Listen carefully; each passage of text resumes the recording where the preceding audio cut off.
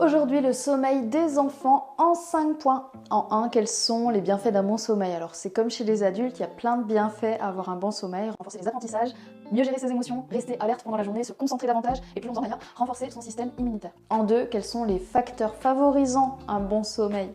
Pour un bon sommeil, il est important d'avoir une bonne hygiène de vie, des horaires de sommeil réguliers, avec des heures de coucher et de lever à peu près constants, sans gros écart.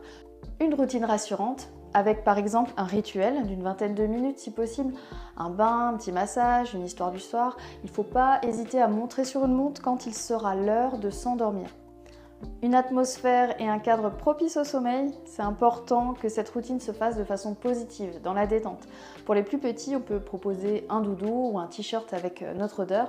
Essayez d'avoir une pièce rangée agréable avec un lit non surchargé de jouets.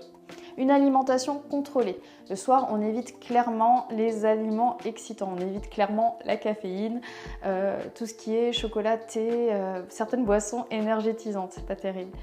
Et il est recommandé d'attendre 1 heure ou 2 après le repas avant d'aller dormir. À l'opposé, un estomac vide peut aussi empêcher l'enfant de bien dormir.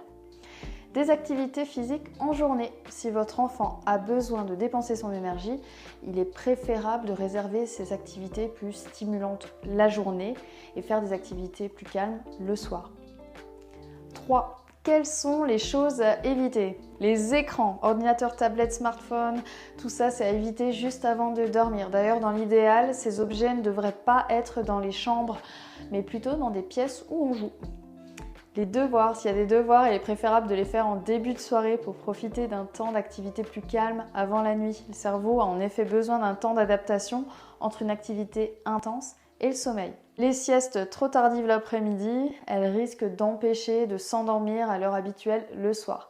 Privilégiez plutôt les siestes en début d'après-midi et puis d'une durée limitée. En 4, quels sont les signes de manque de sommeil? Un réveil difficile le matin, un manque de concentration, de la maladresse, une irritabilité, une agressivité, un désintérêt pour les choses qui sont d'habitude appréciées. Le fait d'être plus souvent malade aussi.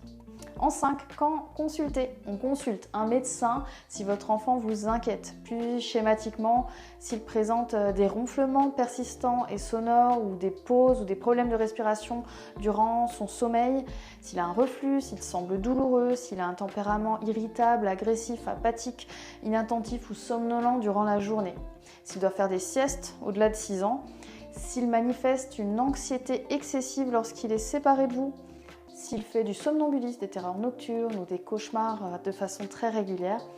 Et bien sûr, si son assistante maternelle ou sa prof ou son prof vous alerte sur son état en journée. C'est important d'avoir un regard extérieur sur la nécessité ou non d'examen. Prenez bien soin de vous, à bientôt, salut!